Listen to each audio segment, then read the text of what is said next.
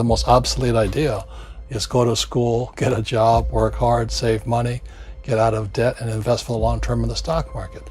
See, why would you save money when they're printing trillions of dollars? The gap between the 1% and 99% is massive. You see, it's not just money. You have to step back and look at the bigger picture. So what do you do?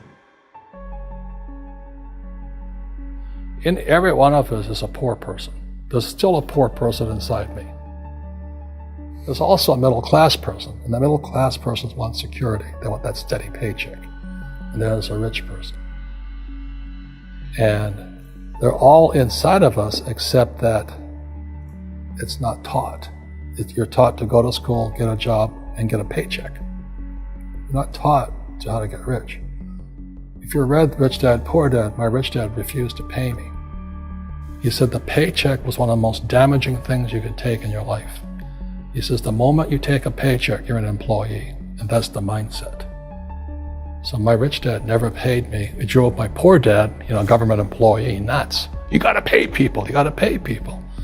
And Rich Dad was not saying that the paycheck was bad. He says you didn't want to be a slave to money. So as an entrepreneur, if Rich Dad folded, I just started another company. I don't need a paycheck. I don't need anybody to take care of me. If my government doesn't like me, I move to another country because they need entrepreneurs there. So the entrepreneur is not so much the business. The entrepreneur is really the mindset and the skill sets and the different set of rules. You see, I don't operate, small business does not operate in the same rules as big business. Entrepreneur is a mindset first, a skill set, and rules. And depending upon whether you're an employee or a small business, the rules are different. The mindsets are different, the skill sets are different. If you could say one thing to somebody who's never been an entrepreneur and they're thinking about making the leap of faith into becoming an entrepreneur, what could you tell them? Well, I'll just tell them the same thing that happened to me.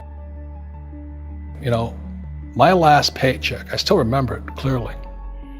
It was one of the worst and the best days of my life. And I was in Puerto Rico. I was working for Xerox, and my boss gave me my last, it wasn't a paycheck, it was a bonus check. I think it was about $30,000, taxable. It's the only problem with that. So I got this check and I went, holy mackerel. So I was excited, but I was also disturbed. And so this other guy comes up to me, his name was John, and John says to me, he says, you're gonna be back. I said, why? He says, because you're gonna fail. I looked at him and said, look, few expletive words, because that's what he did. He left Xerox, failed, and he came back. And I said, look, you failed and you came back, but I'm gonna fail and I'm never coming back. And that's the attitude. Do you know what I mean? If you say, well, if I fail, I'll go back to mommy and daddy, then that's what you'll do. So if you fail, that's when I became an entrepreneur, because I had no money. I had no money for years. I didn't have a paycheck. But that's what my rich dad encouraged me to do. He says, when you don't have this paycheck, you get hungrier, smarter, and it's a test of your character. Will you become a crook? Will you become dishonest? Will you cheat and steal? Or will you become a better human being? So really, that's the benefit of becoming an entrepreneur, is you really find out who you are when you don't have anything. So you always have to look at the big picture. Too many people look at, well, what's going to happen to me? When you look at the big picture, you're also going to know that when something bad happens, something good's going to happen. But you got to prepare for whatever is coming. If you think next 20 years will be like the last 20 years, you're going to get creamed. When you and I go to the supermarket and we buy a carton of milk, we always check for the expiration date. But most people do not check for the expiration date on their brains.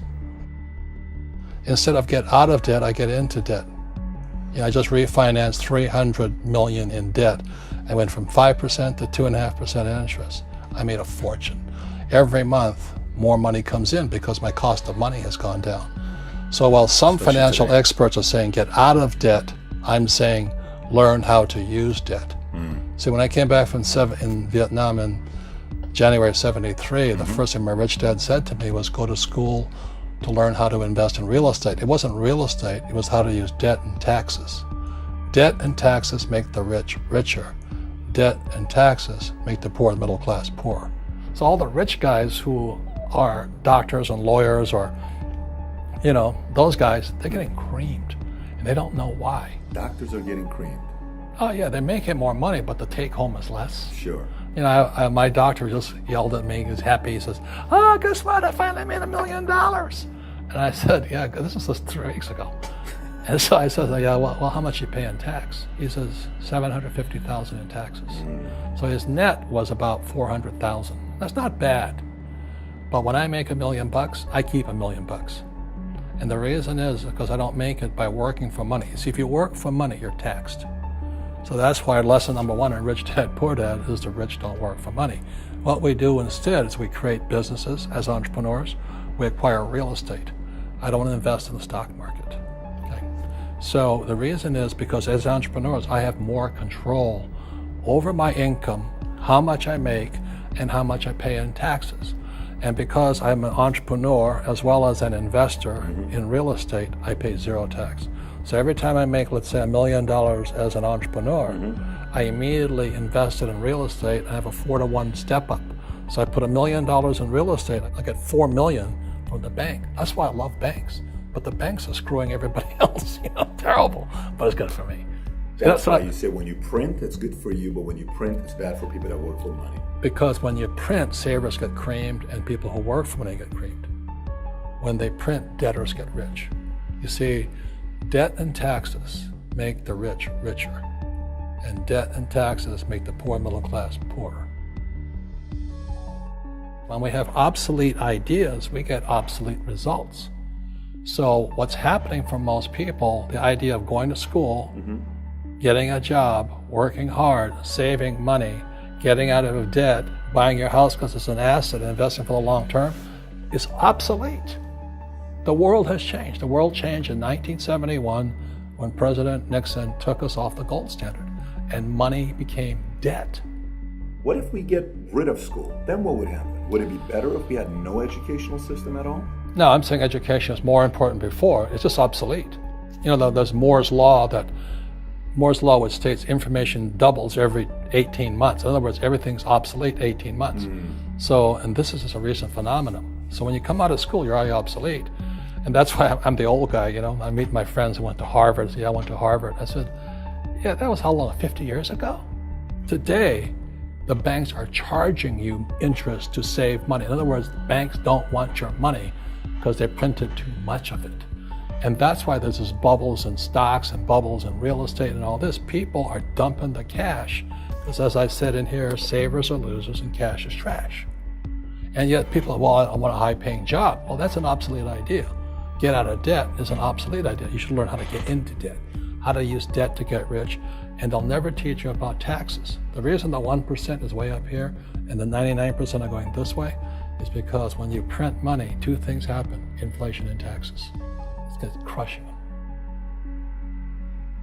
And any entrepreneur thinks, I'm just going to make money, I'm going to start a business and make a lot of money because of what we talk about. They really have got to smell the roses, man. That's not what the real entrepreneurs are doing. Most entrepreneurs, there's 28 million small business owners in America. 24 million are what are one-person entrepreneurs. They're called non-employee entrepreneurs. So and that's what happens is when people don't really understand what an entrepreneur does. So most big people are self-employed, but they're not really entrepreneurs. The self-employed pay the highest taxes of all, and nobody tells them that.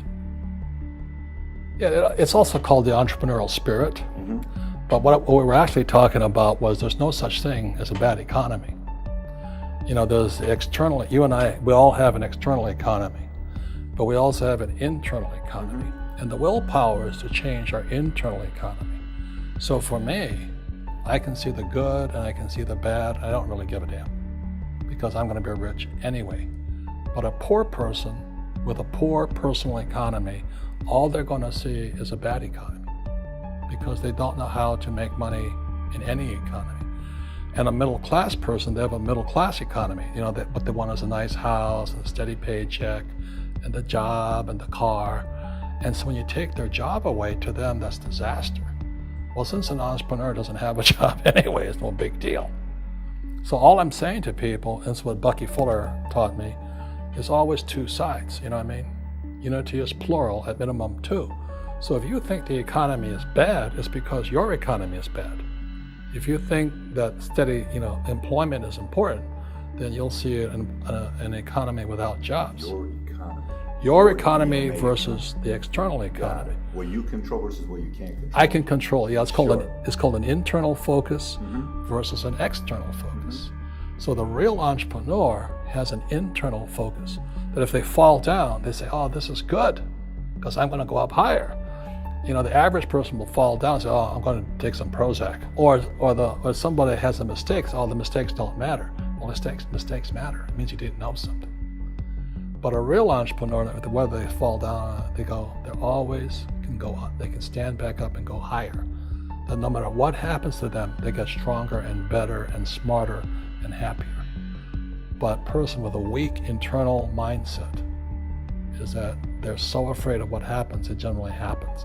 Like, people who are afraid of losing their jobs, they generally lose their jobs. You know what I mean? Yeah, so everything you can comes through you.